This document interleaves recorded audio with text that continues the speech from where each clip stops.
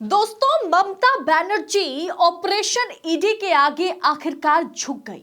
जी हां, जहां एक तरफ अरविंद केजरीवाल, हेमंत सोरेन ने मोदी के आगे झुकने से इनकार कर दिया, वहां ममता बनर्जी ने मोदी के आगे सरेंडर कर दिया। वो सरेंडर करने पर मजबूर हो गई।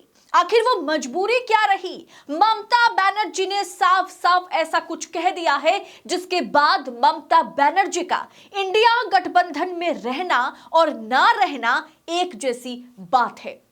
सिर्फ सीटों को लेकर के नहीं, ममता बनर्जी ने ऐसा कुछ कहा है, सुनकर या समझकर लग रहा है कि इसके पीछे कोई और नहीं, नरेंद्र मोदी और अमित शाह है।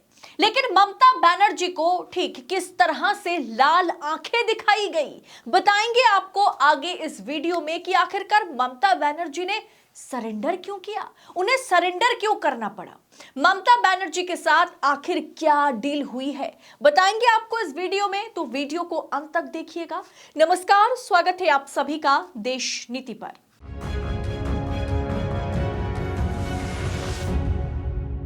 देश नीति, केवल सच्ची और पक्की खबरें। दोस्तों, देश की राजनीति देखकर लग रहा है कि 2024 चुनाव से पहले मोदी जी और अमित शाह शिकार करने के लिए निकले हैं, शिकार पे निकले हैं। जहां डील के जरिए पहले नीतीश कुमार को इंडिया गठबंधन से अलग किया गया, फिर हेमंत सोरेन को डील साइन ना करने के चलते उनकी गिरफ्तारी हुई। अरविंद केजरीवाल भी नरेंद्र मोदी के आगे झुक नहीं रहे, इसलिए केजरीवाल पर ईडी के बाद अब सीबीआई केजरीवाल को उठाने की कोशिश में लगी हुई है। लेकिन इधर अमित शाह और नरेंद्र मोदी ने बंगाल में ना दोस्तों खेला कर दिया है। पश्चिम बंगाल की मुख्यमंत्री और तृणमूल कांग्रेस की सुप्रीमो ममता बनर्जी ने शुक्रवार कुछ ऐसा कह दिया है, सुनकर आपको समझ में आएगा कि आखिर इसके पीछे है कौन। ममता बनर्जी ने कहा कि मुझे इस बात का संदेह है कि आगामी लोकसभा चुनाव में कांग्रेस पार्टी 40 लोकसभा सीटें भी जीत पाएगी या नहीं, मुझे नहीं पता। वो मुर्शिदाबाद में एक जनसभा को संबोधित करते हुए ये बात जो है सामने रखी है। पश्चिम बंगाल की मुख्यमंत्री ममता बनर्जी ने कांग्रेस पर तीखा हमला बोला। उन्होंने ये हमला जो है पिछले दिनों पश्चिम बंगाल में उनकी पार्टी द्वारा अकेले लोकसभा चुनाव लड़ने की घोषणा के बाद उन्होंने किया है। उनके इस बयान के बाद कांग्रेस और तृणमूल कांग्रेस के बीच की दूरियां जो है वो साफ दिख रही है। ममता बनर्जी का यह बयान विपक्षी दलों के इंडिया गठबंधन के लिए एक बड़े झटके के तौर पर देखा जा रहा है। ममता ने अपने इस बयान से कांग्रेस को कड़े तेवर दिखा दिए हैं, लेकिन ये तेवर दिखाने के पीछे वजह क्या है दोस्तों? ममता बनर्जी ने साफ कह दिया कि 300 सीटों में से कांग्रेस वाकई 40 भी लोकसभा में जीत पाएगी या नहीं, मुझे नहीं पता, शायद जीत भी नहीं पाएगी। फिर ऐसा अहंकार क्यों है? उन्होंने कहा कि राहुल गांधी की भारत जोड़ो यात्रा बंगाल आई, लेकिन इंडिया गठबंधन में रहने के बावजूद भी मुझे आपने बताया नहीं, मुझे अपनी पार्टी के नेताओं से पता चला। उन्होंने कांग्रेस को चुनौती देते हुए कहा कि हिम्मत है तो वाराणसी में बीजेपी को हरा करके दिखाओ। आप उन जगहों पर भी हार गए जहां पहले जीतते थे। यानी वो कहीं ना कहीं राजस्थान, मध्य प्रदेश और छत्तीसगढ़ को कटाक्ष करते हुए ममता बनर्जी ने कहा कि आप की हिम्मत है तो आप जाइए ना, वाराणसी जाइए, जो नरेंद्र मोदी का क्षेत्र है, वहां जाके बीजेपी को हरा करके दिखाइए, क्योंकि आप तो अपने सभी राज्य में हार गए हैं।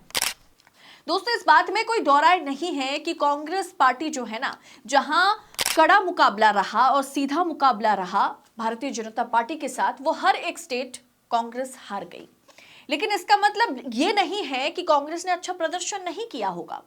अब सोचिए ना कि चिरंजीवी योजना जब भी हमने पब्लिक से बात की, हमने देखा कि जिस तरह से चिरंजीवी योजना को लेकर के वहां की आम पब्लिक जो है वो बहुत खुश नजर आई थी उस वक्त जब हम लोग ग्राउंड रिपोर्ट करने पहुंचे थे। लेकिन जैसे जैसे चुनाव खत्म हुआ, वैसे वैसे जो नतीजे हैं वो पलटता गया। अब झारखंड को ले लीजिए, तो वहां पर किस तरह से ईडी के जरिए या भ्रष्टाचार को लेकर के, करप्शन को लेकर के भूपेश बघेल को फंसाया गया, लेकिन बाद में उस पर कोई कार्रवाई नहीं हुई, वो फाइलें बंद हो गई। लेकिन आज जाकर के ममता बनर्जी कह रही हैं कि कांग्रेस ने बीजेपी को शिकस्त नहीं कांग्रेस दे पाई, ऐसे में वो बंगाल में क्या चुनाव लड़ेगी। हाँ, बंगाल को लेकर के वो इस तरह की बातें तो कह सकते हैं, लेकिन लोकसभा चुनाव को लेकर के कांग्रेस पर इस तरह की टिप्पणी जो है ये दिखाता है कि इसके पीछे खेल कुछ और है या कुछ और डील हुई होगी। ममता बनर्जी ने कहा कि आपके पास उत्तर प्रदेश में एक भी सांसद नहीं है, आप राजस्थान भी नहीं जीते, जाओ और पहले उन सीटों को जीतो, मैं देखूंगी कि आप कितने साहसी हो। उन्होंने कहा कि जाओ पहले इलाहाबाद और वाराणसी जीतो। इंडिया टुडे की एक रिपोर्ट के मुताबिक दोस्तों कि राहुल गांधी की अगुवाई वाली भारत जोड़ो न्याय यात्रा के बंगाल चरण का जिक्र करते हुए ममता बनर्जी ने यह हमला बोला। कांग्रेस नेता राहुल गांधी के साथ बीड़ी मजदूरों की बातचीत के उस वीडियो का भी ममता बनर्जी ने अपने भाषण में जिक्र किया। उन्होंने कहा कि अब फोटोशूट का एक नया स्टाइल चल पड़ा है। जो लोग कभी एक चाय की दुकान पर नहीं गए, अब वो बीड़ी श्रमिकों के साथ बैठने का दिखावा कर रहे हैं। दोस्तों, ममता बनर्जी ने कहा कि ये सभी प्रवासी पक्षी की तरह हैं जो बाहर से आते हैं, इस तरह के मजदूरों से बातचीत करते हैं और फुट करके उड़ जाते हैं। अब दोस्तों, ममता बनर्जी की बातें सुनकर आपको नहीं लग रहा कि ममता बनर्जी इंडिया गठबंधन के सदस्य नहीं है।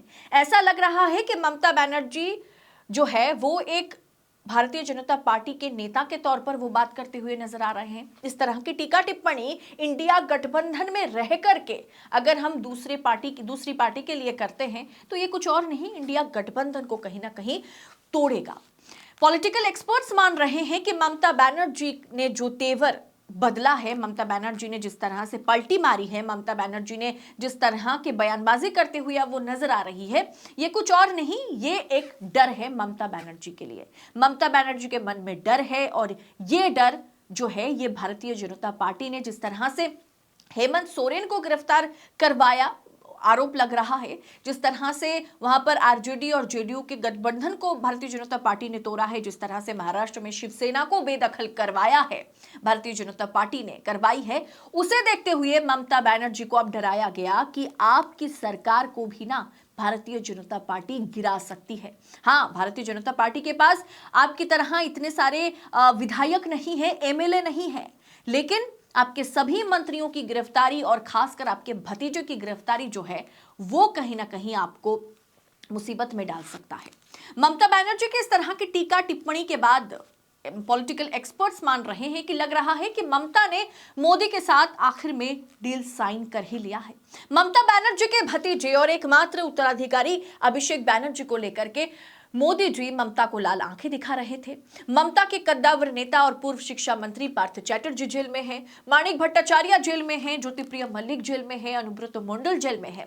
इसके अलावा सांसद सुदीप बनर्जी, पूर्व मंत्री मदन मित्रा, ममता के बाद सबसे कद्दावर नेता और ममता की राइट हैंड फिराद हाकिम सबके सब ईडी और सीबीआई के शिकंजे में हैं, तो कुछ नेता जो हैं वो जमानत पर बाहर है, बेल पर बाहर है। इसके अलावा जो है अभिषेक बनर्जी कोल स्कैम को लेकर के फंसे हुए हैं, उनकी बीवी रुजिरा बनर्जी भी फंसी हुई है। ऐसे में ममता बनर्जी के पास जो है ना कोई चारा नहीं है, कोई दूसरा ऑप्शन नहीं है।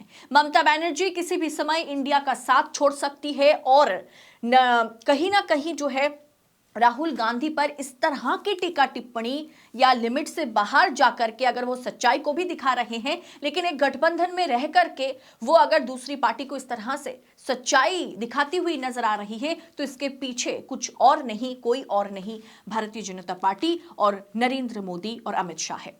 जबकि कांग्रेस से अलग होने का ऐलान तो ममता बनर्जी ने कर ही दिया, क्योंकि ममता के पास दोस्तों कोई ऑप्शन है नहीं। जैसे मैंने आपसे कहा, कांग्रेस के एक बड़े नेता ने बताया कि उनका नाम मैं नहीं लूंगी क्योंकि उन्होंने ऑफिशियली कोई स्टेटमेंट नहीं दी है, ऐसे ही मेरे साथ बातचीत करते हुए उन्होंने बताया कि इस परिस्थिति को इस तरह से आंका जा सकता है कि ममता बनर्जी ने मोदी शाह के साथ समझौता कर लिया है। ममता को टास्क दिया गया है कि वो राहुल गांधी और कांग्रेस पर हमला बोले, इंडिया गठबंधन का साथ दे फिलहाल के लिए, लेकिन कांग्रेस पर टीका टिप्पणी करते रहे। बदले में अभिषेक बनर्जी और ममता की मंत्रिमंडल के बचे कुछ मंत्री ना फिलहाल के लिए बच जाएंगे और अभिषेक बनर्जी पर जो ईडी की जो तलवार लटक रही है वो फाइलें फिलहाल के लिए बंद कर दी जाएगी। वाकई क्या ऐसा संभव है? क्या वाकई ये डील हुई है? या आप हमें बताइए दोस्तों, आपको क्या लग रहा है? ये सारा कुछ को देखते हुए ममता बनर्जी ने जिस तरह से राहुल गांधी पर, कांग्रेस पर टीका टिप्पणी की है, इंडिया गठबंधन में रहकर किया है, ये कहीं ना कहीं आपको ये नहीं दिख रहा कि अब ममता बनर्जी भी नीतीश कुमार के राह पर चलने वाली है? क्या इसके पीछे वाकई कोई डील हुई है? आपकी राय क्या है? आप अपनी राय हमारे साथ कमेंट बॉक्स में शेयर कीजिएगा। बाकी राजनीति और राजनेताओं से जुड़ी खबरों को इसी तरह पड़ताल के साथ पाने के लिए, पूरी एनालिसिस के साथ पाने के लिए देशनीति को सब्सक्राइब कीजिए और साथ ही साथ फेसबुक और ट्विटर पर देशनीति को फॉलो करें। बहुत बहुत शुक्रिया। जय हिंद, जय भारत।